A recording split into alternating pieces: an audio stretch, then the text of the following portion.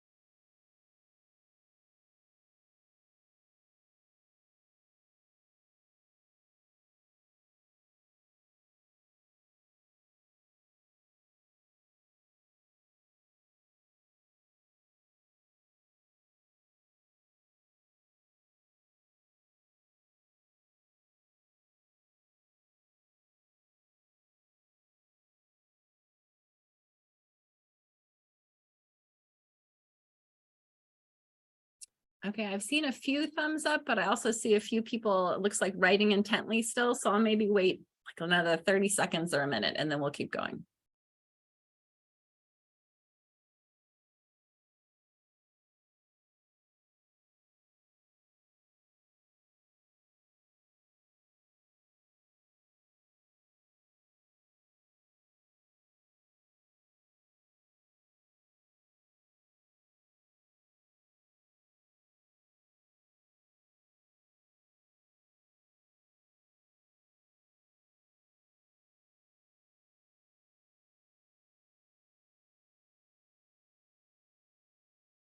Okay, I've seen a few more thumbs up, and in the interest of time, I'm going to keep us going here.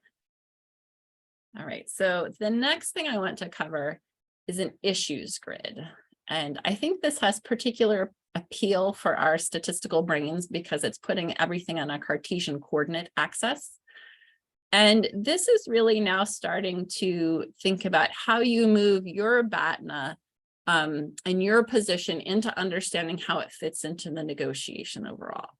And this is really about understanding where both sides are coming from. One principle of negotiation is you should actually never just negotiate one particular thing. You should probably have multiple items on the table that are part of a negotiation. So this is an example here of kind of based loosely on a negotiation I did for a leadership position for myself. And the axes here, the x-axis I've labeled as like basically easy for me to give, and then important to me, sort of on this line. And then there's kind of this easy for them to give, the other side, and important to them on the other side. So for example, salary or compensation is something that often lands in the, it's pretty important to me, but it's also important to my employer, right? They're paying money and I'm getting money. So that tends to be of high value to both of us. But, there's a lot of different space here. And what you want to do is make sure you have things sort of in all these three different quadrants. I think it's a little funny not to have anything in the fourth quadrant, but maybe it's just because those already all exist, right? It's easy for me, easy for them. It's probably not on the table.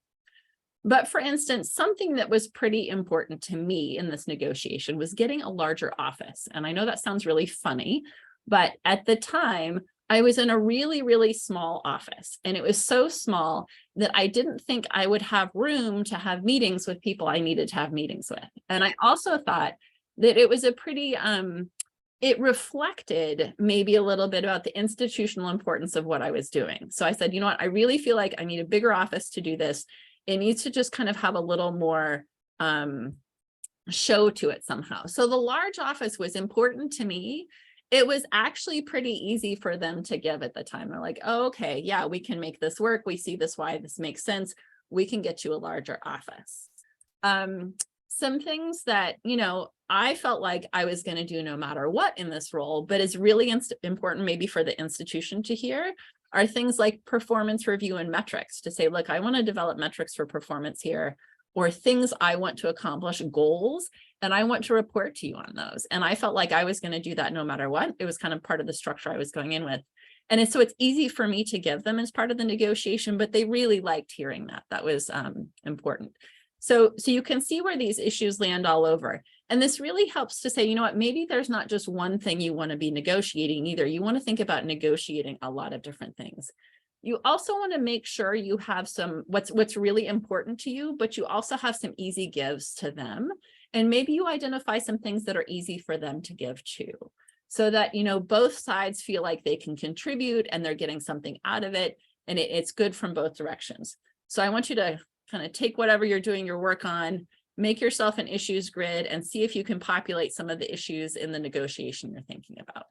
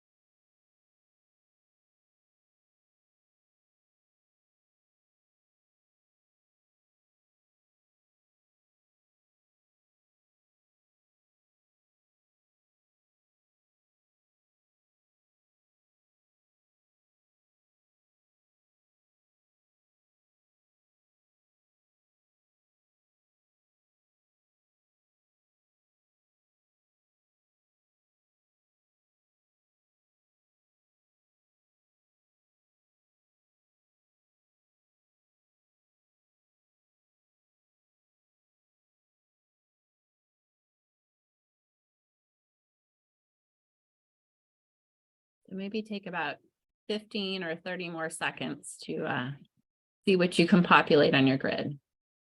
And we'll keep going.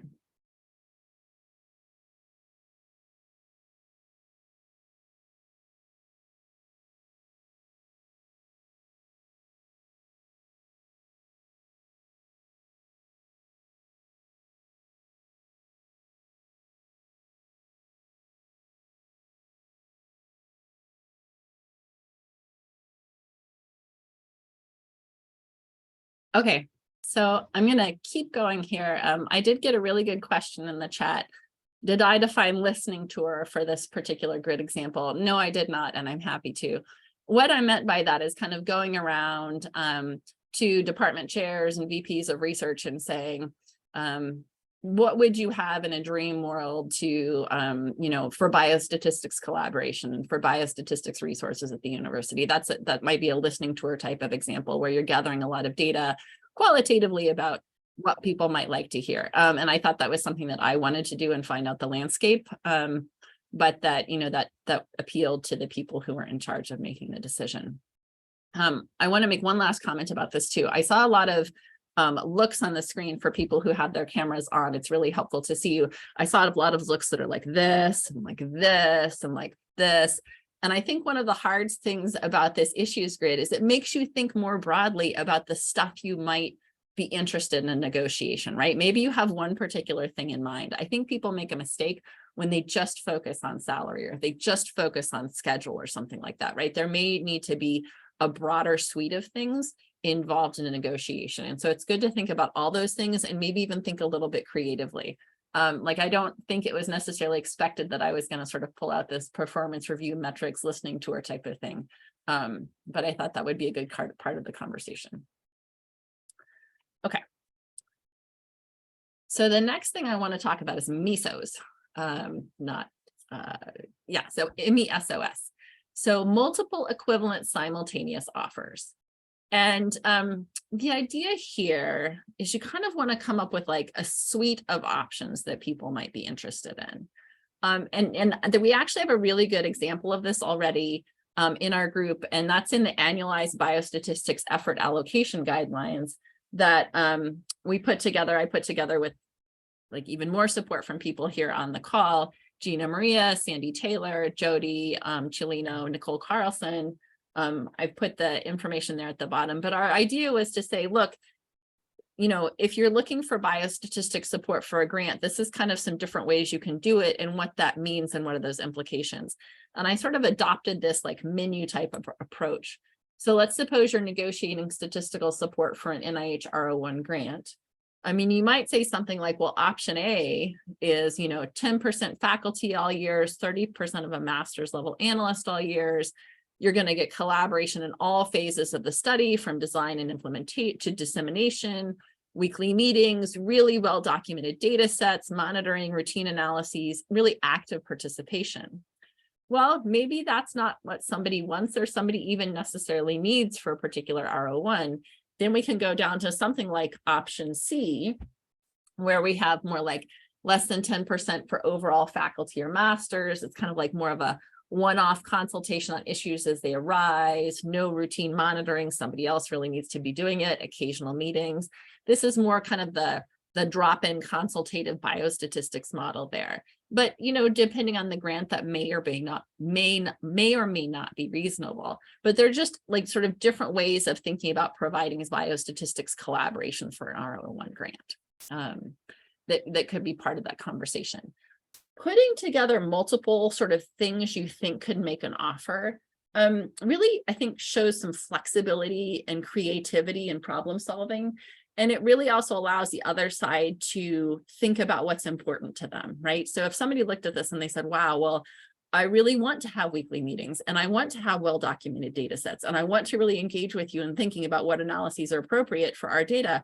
Well, then, you know, option A is a pretty good option and that's important. And this is what it takes, sort of that option A piece. Okay, so we'll break again. And I want you to think about your negotiation again and think about what are some multiple equivalent sort of things you would want to put together in your negotiation. So, you know, maybe some things sometimes people could swap out, and this just is a very basic example.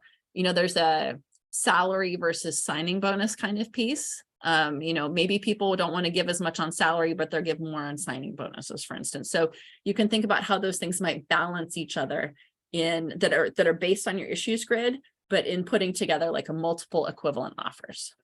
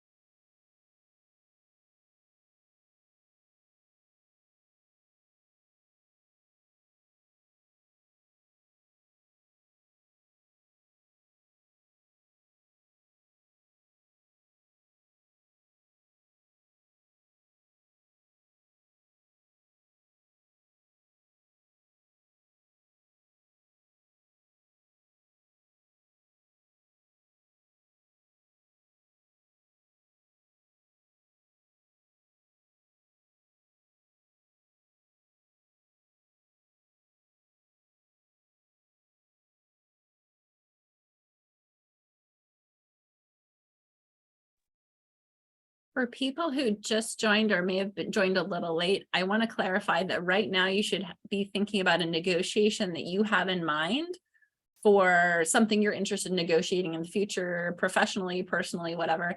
And you're supposed to be thinking about what might MESOs look like for that particular negotiation. So this is kind of time to reflect on the slide and put it in the context of your negotiation. And maybe about 30 more seconds and then we'll move on.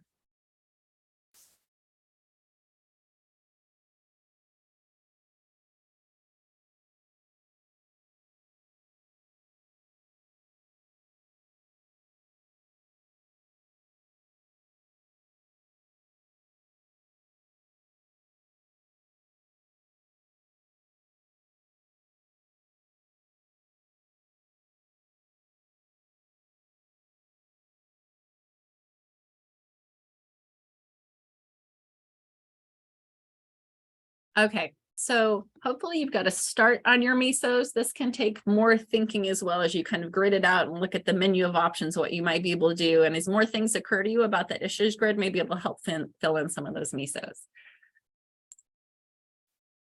The next thing I want to talk about a little bit is communications. And this is where some of that book Negotiate Without Fear comes in as well. Negotiations are conversations.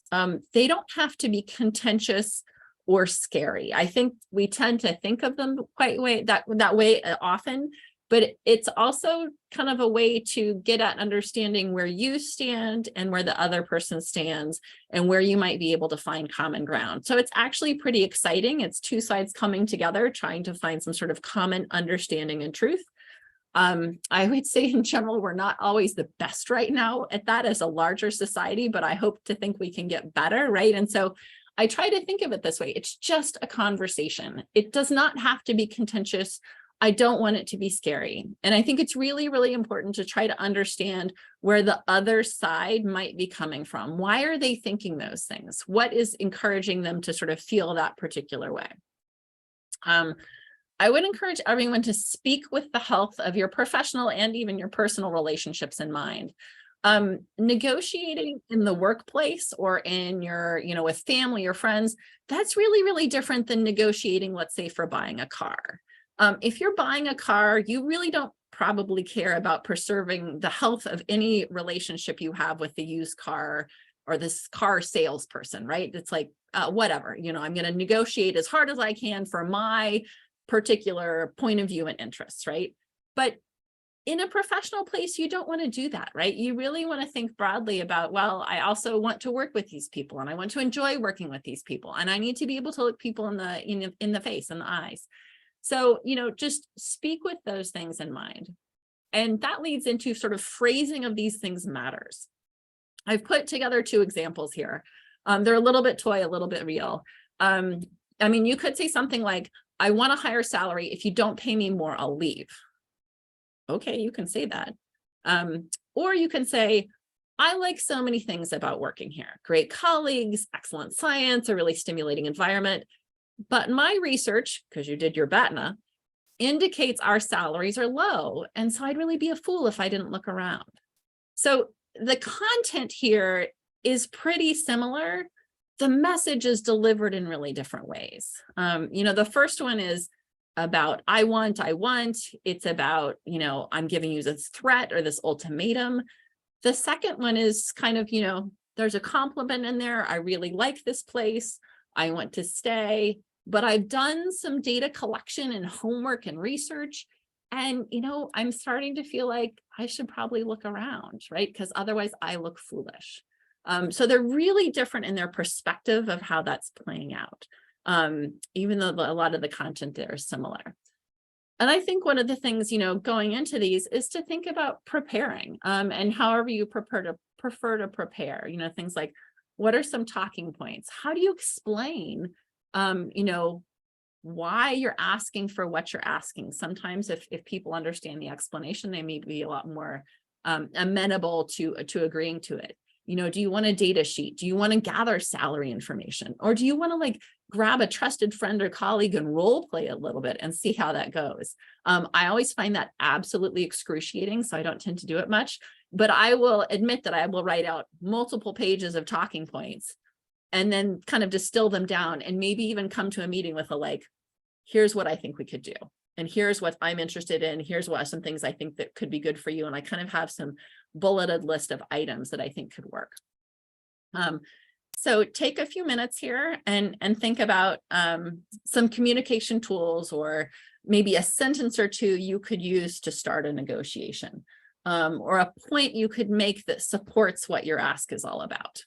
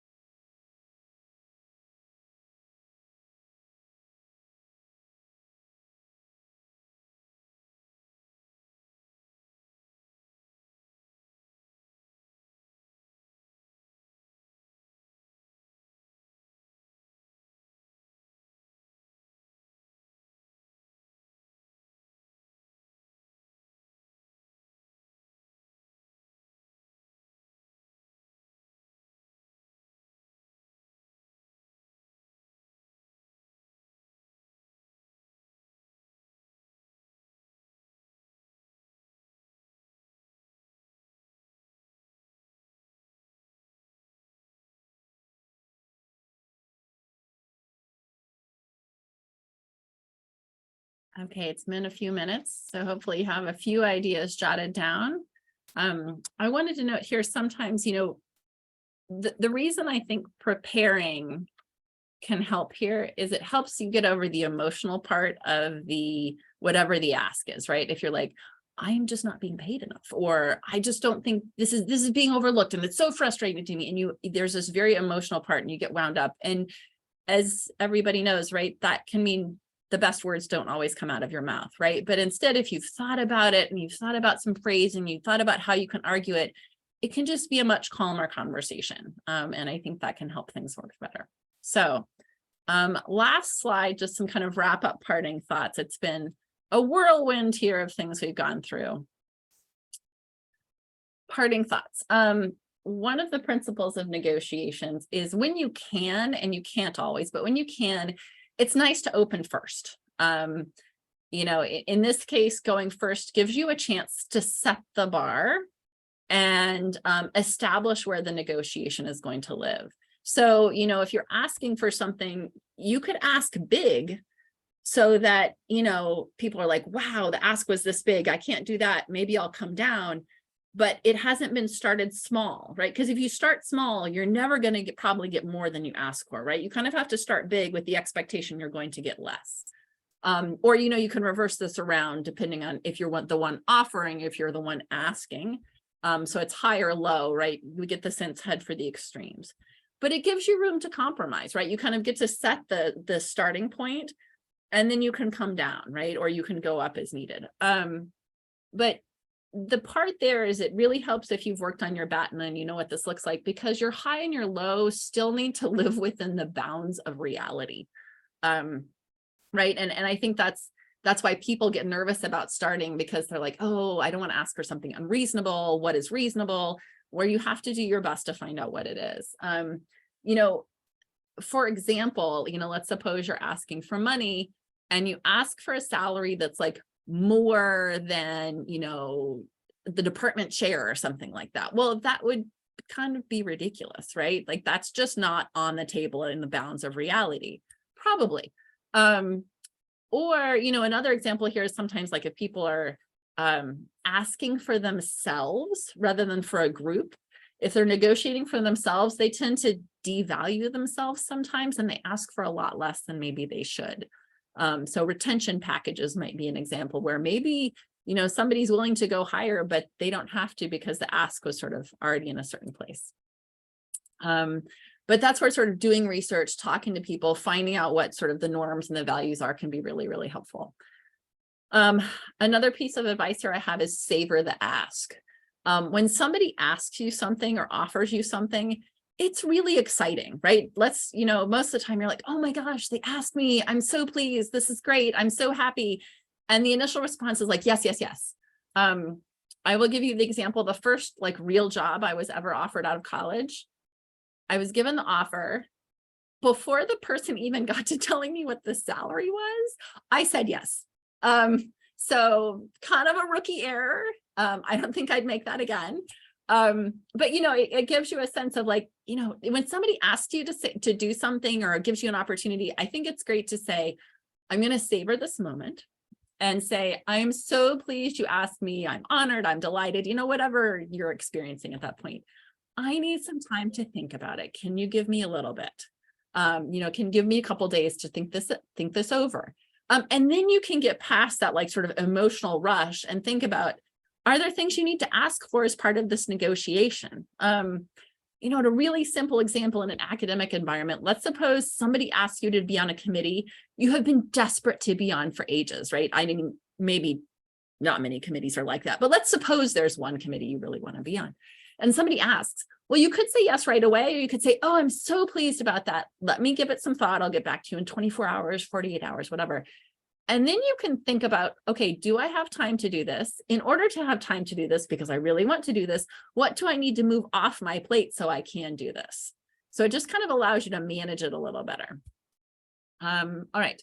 If you get everything you asked for, I actually think that doesn't mean you were really good at negotiating. I think it means you probably didn't ask for enough. Maybe there needs to be some things there that are on your wish list, and maybe they're not reasonable for the other side, or maybe they just can't do them. I don't think it's bad to put them on your wish list, you know, and if you're having these conversations in a clear and transparent and ingenuous way, I think that can be understood that you can't get everything you ask for necessarily. Finally, a good negotiation was everyone wins a little bit and everyone loses a little bit. You know, so you're not going to get everything absolutely. Maybe you come down a little bit, but everybody's in this place where they've gotten something and they've given something. With that, that's it for the slides. And those are just some parting thoughts. So I think what I'll do now is, Heidi, I'm going to go ahead and, should I go ahead and just stop the recording? I'll stop the recording. Yes.